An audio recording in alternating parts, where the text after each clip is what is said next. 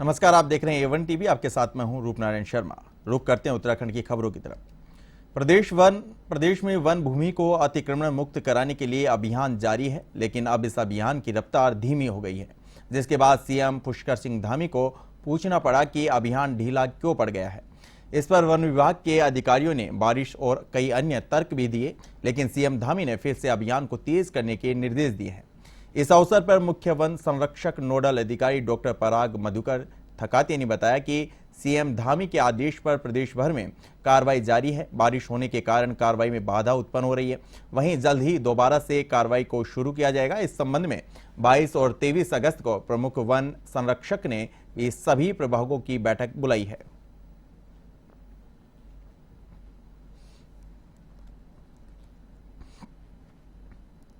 मुख्य रूप से जो मानसून का जो सीज़न होता है, इसमें जो हमारे फील्ड ऑफिसर्स होते हैं वो हरेला और जो वृक्षारोपण की गतिविधि है उसमें भी लगे रहते हैं। साथ ही में कुछ आपदा के ऐसे कार्य हो गए तो उसके कारण थोड़ा सा ये ऑपरेशन स्लो हुआ है। लेकिन इसी दौरान जो है बाकी जो सर्वे, सीमांकन और जो कोर्ट्स केस संबंधित जो वन भूमि से अतिक्रमण संबंधित जो केसेस थे उसकी समीक्षा की गई है। और साथ ही में हमारे जो विभागीय मुखिया है उनके द्वारा भी इसके ऊपर समीक्षा बैठक आयोजित की जा रही है। तो उसमें संबंधित जो सक्षम अधिकारी है उनको वन भूमि अतिक्रमण हटाने के लिए जो है गति लाने के लिए और जो नियमानुसार भारतीय वन अधिनियम के अंतर्गत कार्रवाई करने के लिए एक समीक्षा बैठक आयोजित की जा रही है।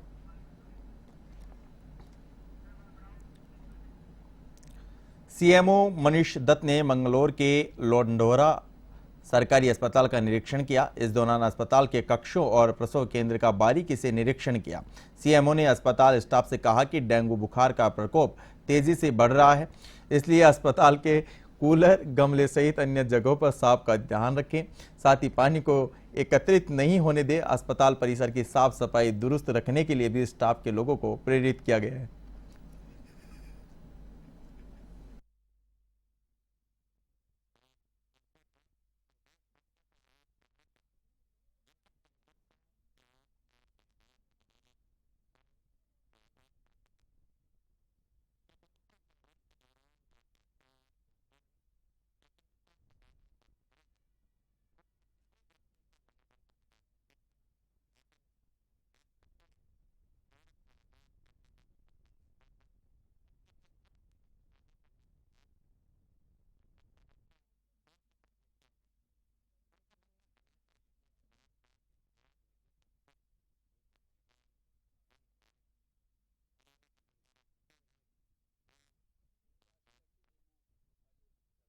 से मैं आ रहा था कि यहाँ देख लें कि क्या स्थिति है केसेस, क्योंकि अभी गडरौना में भी हमने एक टीम भेजी थी। एक बार डॉक्टर साहब यहाँ कैंप करके आए थे। उत्तराखंड में भू अध्यादेश और यूसीसी को लेकर प्रदेश सरकार ने अपने कदम काफ़ी आगे बढ़ा दिए हैं। प्रदेश में यूसीसी को लेकर गठित की गई कमेटी ने अपनी रिपोर्ट तैयार कर ली है और जल्द ही यह रिपोर्ट मुख्यमंत्री पुष्कर सिंह धामी को सौंप दी जाएगी। वहीं भू अध्यादेश को लेकर भी प्रदेश में लंबे समय से मांग चली आ रही है। वहीं इसको लेकर भी राज्य सरकार जल्द ही सकारात्मक कदम उठाएगी।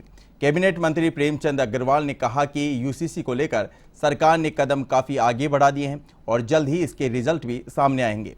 वहीं उन्होंने भू अध्यादेश को लेकर भी कहा कि प्रदेश में इस समय जो स्थिति दिख रही है उसके तहत भू अध्यादेश को शीघ्र लागू करना बहुत जरूरी हो गया है। यूसीसी के मामले में इस सरकार ने बहुत ही प्रमुखता से कदम बढ़ाया है और आप जानते हैं कि पहली कैबिनेट में जब इससे प्रस्ताव, एकमात्र प्रस्ताव जब पारित किया, उससे लेके अभी तक आप सब चीज़ जानते हैं किस प्रकार से ये कदम आगे बढ़े हैं। और मैं कह सकता हूँ कि माननीय मुख्यमंत्री जी आदरणीय धामी साहब ने इसके लिए जो प्रयास किए हैं, मैं उनका धन्यवाद कर रहा हूँ। और शायद हमारा प्रदेश पहला प्रदेश होगा देश का जो इस प्रकार का। उत्तराखंड में चकराता के कानासर रेंज में बड़ी संख्या में अवैध तरीके से देवदार के पेड़ों को काटने का मामला सामने आया है। टीम ने मौके से देवदार की लकड़ियां भी बरामद की हैं। इस कार्रवाई के बाद देहरादून में हड़कंप मच गया। मामले में कर्मचारियों को निलंबित कर रेंजर को बागेश्वर अटैच किया गया है। जानकारी के अनुसार वन विभाग की टीम को सूचना मिली थी कि चकराता वन विभाग के कानासर रेंज में देवदार के पेड़ों का अवैध तरीके से कटान हुआ है, जिसके बाद बीते दिनों वन विभाग की टीम ने कानासर रेंज में छापेमारी की, जिसके लिए कई टीम बुलाई गई। यहां पर लंबे समय से संरक्षित प्रजाति के देवदार और केल के पेड़ काटे जा रहे थे। टीम ने छापेमारी में करीब 3000 देवदार और केल के स्लीपर छापेमारी कर बरामद की। बताया जा रहा है कि चकराता से बीजेपी के विधायक प्रत्याशी रामशरण नोटियाल के वीडियो जारी करने के बाद विभाग हरकत में आया था और कार्रवाई के लिए कनासर रेंज पहुंचा। जहां पहुंचते ही रेंज में हड़कंप मच गया। चकराता के जंगल में अवैध कटान की शिकायत के चलते वन विभाग की ओर से संयुक्त छापेमारी की कार्रवाई की गई। इस दौरान टीम ने एक गांव के पास स्टोर और राजकीय विद्यालय से भारी मात्रा में लकड़ी की खेप बरामद की। वहीं मामले में अवैध कटान में संलिप्त 2 कर्मचारियों को सस्पेंड कर रेंजर महेंद्र गोसाई को बागेश्वर अटैच किया गया है।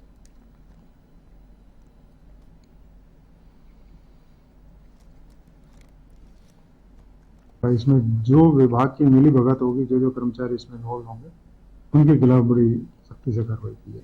हाँ, इसमें जो मसूरी से टीमें और लगाई गई हैं, मसूरी पर वन प्रभाग से 2 रेंजर्स की तैनाती की गई है वहाँ पर। और इसमें और अगर कुछ मतलब कहीं और इलीगल एक्टिविटीज कोई सामने आती है, कार्रवाई की जाएगी। देखिए, आपने देखा इसमें कुछ लोगों को संबद्ध किया गया, कुछ को निलंबित किया गया, FIR भी हम करने जा रहे हैं। और साथ ही साथ अगर इसमें कोई बड़ा अधिकारी इन्वॉल्व होगा तो निश्चित रूप से सरकार उसके खिलाफ बड़ी से बड़ी कार्रवाई करने में हिचक नहीं है।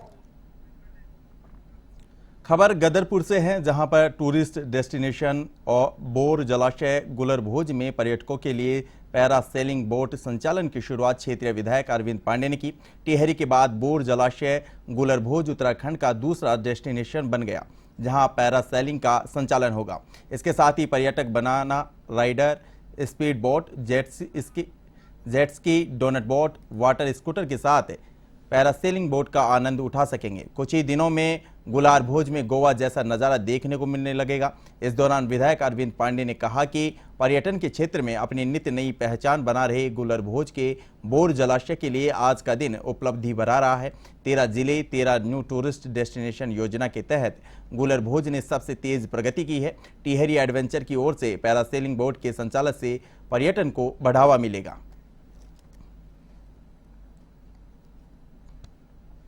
मुक्त है, हम बिल्कुल पूरा इलाका आपके सपोर्ट में है और आप अच्छा काम कीजिए। हमारी सबकी शुभकामनाएं आपके साथ।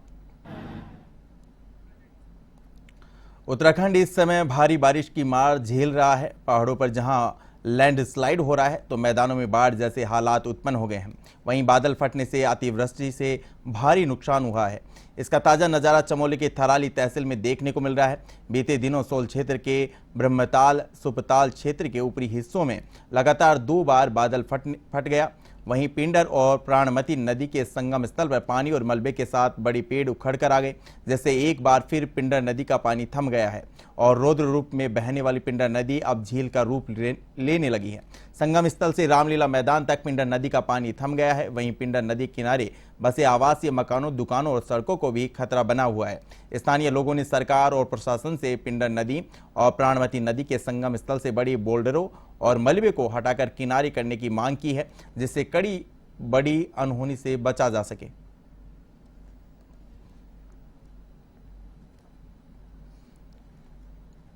पिंडर नदी की सहायक नदी है। इस पे जो बादल फटा हुआ था तो उस समय से ही ऐसी स्थिति बन गई थी कि इसके मुहाने पे तमाम बोल्डर्स और इसका मलबा जो गाद के रूप में है वो जमा हो गया था।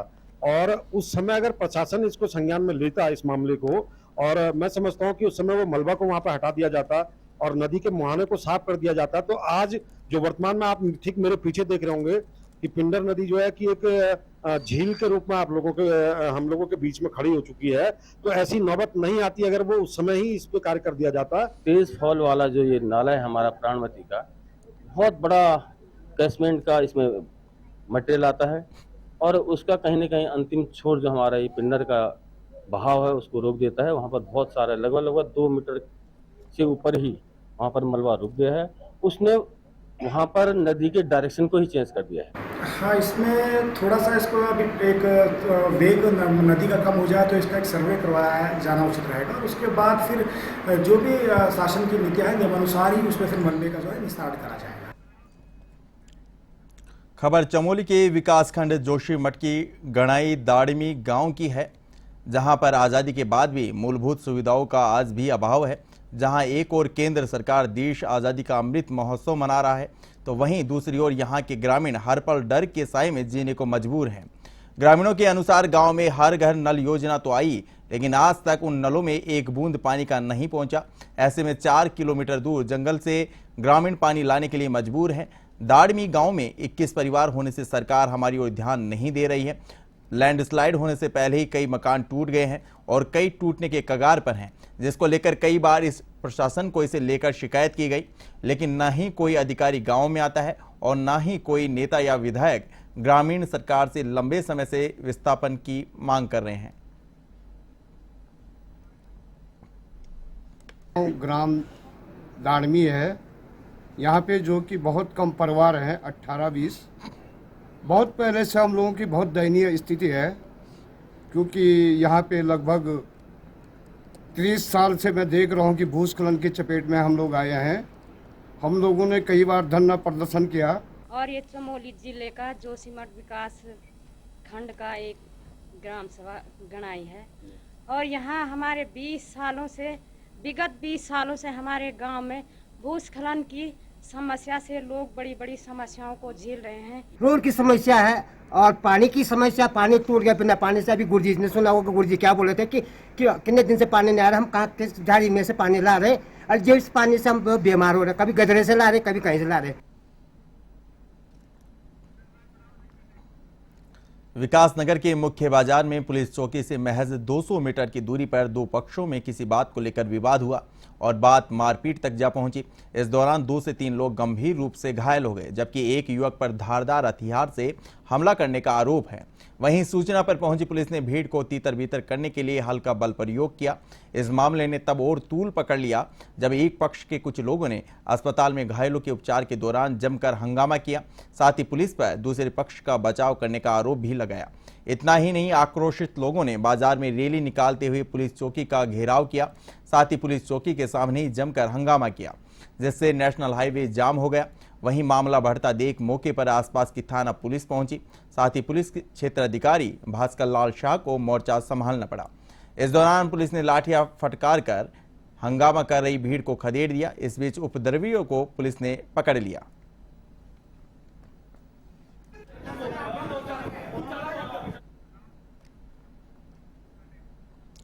पिस्तौल दिखाकर वाहन लूट की घटना को अंजाम देने वाले 2 शातिर लुटेरों को प्रेमनगर पुलिस ने गिरफ्तार किया है। पुलिस ने उनके कब्जे से लूट में प्रयोग की गई देसी पिस्टल भी बरामद की है। वहीं एक साथी आरोपी अभी भी फरार है, जिसकी तलाश में पुलिस जुटी है। एसएसपी दलीप सिंह कुंवर ने बताया कि आरोपी हरियाणा के रहने वाले हैं, जो यहां पढ़ाई की बात कहकर किराए के कमरे पर रह रहे थे। आरोपी लूट की वारदात को अंजाम देकर फरार हो जाते थे।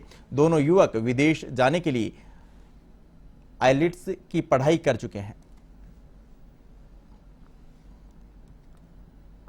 7 अगस्त को रात के लगभग 10:30 बजे प्रेमनगर क्षेत्र से एक मोटरसाइकिल की लूट 3 बदमाश करते हैं असला दिखा करके, और रात का वक्त था। इसको वर्कआउट करने के लिए हमने 4 टीमें बनाई और पूरी प्रक्रिया में लगभग 2000 सीसीटीवी को खंगाला गया। आपके देहरादून से लेकर के पोटा साहिब से लेकर के हरियाणा, पंजाब, इवन यूपी के भी इलाके में जाकर के हम लोगों ने खंगाल करके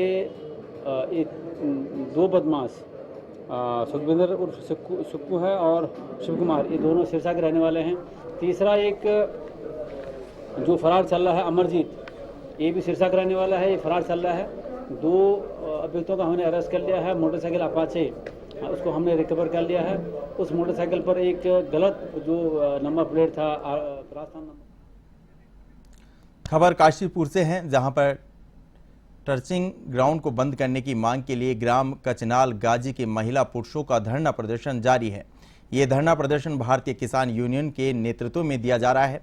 प्रदर्शनकारियों का कहना है कि नगर निगम ने ढेला नदी के बीच में ट्रचिंग ग्राउंड बनाया था, जिसकी दीवारें ढेला नदी की बाढ़ से उसमें समा गई और एकत्र कूड़ा ढेला नदी में बह गया, जो आगे जाकर रामगंगा नदी में मिलकर उसको प्रदूषित करेगा। नगर निगम प्रशासन इसके लिए जिम्मेदार है। निगम के पास लाखों रुपए की खाद बनाने की मशीन है, जो खड़े खड़े जंग खा रही हैं। वहीं किसानों की फसलें कूड़े से खराब हो रही हैं, जिसका उचित मुआवजा दिया जाए। इस दौरान प्रदर्शनकारियों ने मांग पूरी नहीं होने तक धरना प्रदर्शन जारी रहने की चेतावनी तक दे डाली है।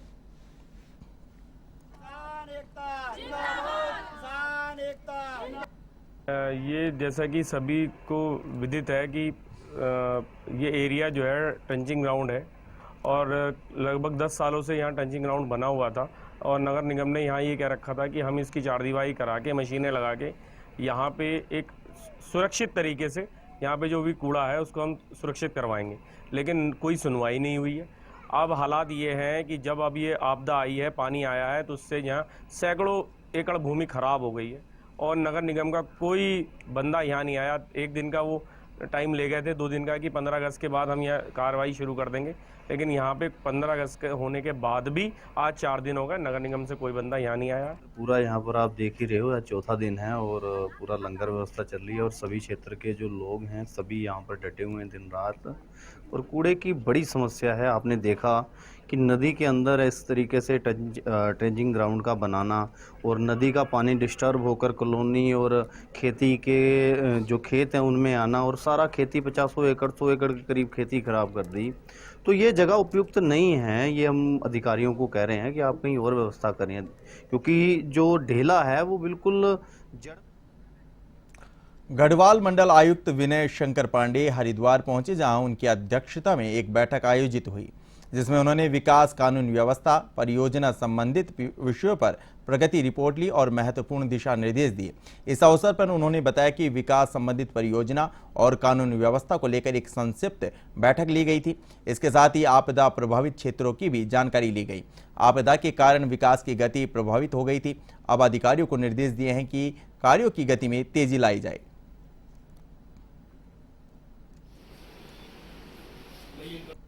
कुछ सीनियर ऑफिसर्स हैं, उनके साथ जनपद हरिद्वार के कुछ विकास संबंधित कार्यों के बारे में और लॉ एंड ऑर्डर के सिचुएशन को लेकर एक बैठक की है और बैठक संक्षिप्त थी। केवल उनसे हमने फीडबैक लिया है कि क्या क्या मेजर इश्यूज़ जनपद में अभी ऐसे हैं जो लॉ एंड ऑर्डर को इफ़ेक्ट कर सकते हैं। साथ ही साथ यहाँ के अभी मैं देख रहा हूँ कि अभी कांवड़ मेले में चूँकि सावन का मास इस बार थोड़ा लंबा हो गया है, तो अभी भी थोड़े बहुत लोग दिख भी रहे हैं। हाल में अब उसका कलियर शरीफ का भी मेला है, उसको भी लेकर, तो इन सभी विषयों पर इनसे विचार विमर्श हुआ है। मॉनसून सीजन में प्रदेश में कई जगहों पर भारी बारिश से लैंडस्लाइड होने और फसलों के नुकसान होने को लेकर प्रदेश के कैबिनेट मंत्री सुबोध उनियाल ने कहा कि अभी इसको लेकर आकलन करने की जगह पर पहले प्रभावितों को राहत पहुंचाना जरूरी है। उन्होंने कहा कि अभी मॉनसून सीजन जारी है और ऐसे में आपदा की स्थिति भी लगातार बनती दिख रही है। ऐसे में अभी नुकसान को लेकर आकलन करने की जगह पर जो लोग प्रभावित हैं उनको राहत मुहैया करवाया जाना पहली प्राथमिकता है।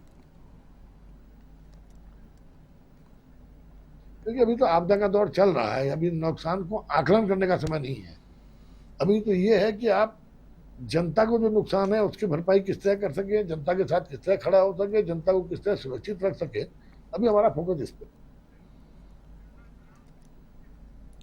पुरानी पेंशन बहाली की मांग को लेकर आगामी 1 अक्टूबर को दिल्ली में शंखनाद महारैली का आयोजन किया जाएगा। कर्मचारी नेता संगठन के प्रदेश अध्यक्ष जीतमणि पैनुली ने कहा कि कर्मचारी सांसदों के आवास पर घंटी बजाओ कार्यक्रम चला रहे हैं। इसी के तहत कर्मचारी 1 अक्टूबर को दिल्ली में शंखनाद महारैली निकालेंगे। उन्होंने कहा कि जब संसद और विधायक एक साथ कई पेंशन ले रहे हैं तो कर्मचारी आखिर पेंशन से वंचित क्यों हैं।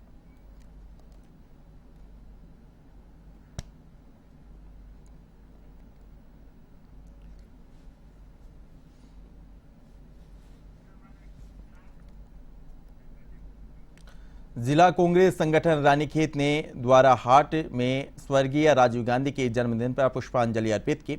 इस अवसर पर जिला अध्यक्ष कांग्रेस रानीखेत नारायण रावत, ब्लॉक प्रमुख दीपक किरोला, पूर्व प्रमुख राजेंद्र किरोला, जिला उपाध्यक्ष Deepak Bisht, All India National Congress के राष्ट्रीय कार्यकारिणी के सदस्य जगदीश चंद्र सहित जिला कांग्रेस कार्यकर्ता उपस्थित रहे।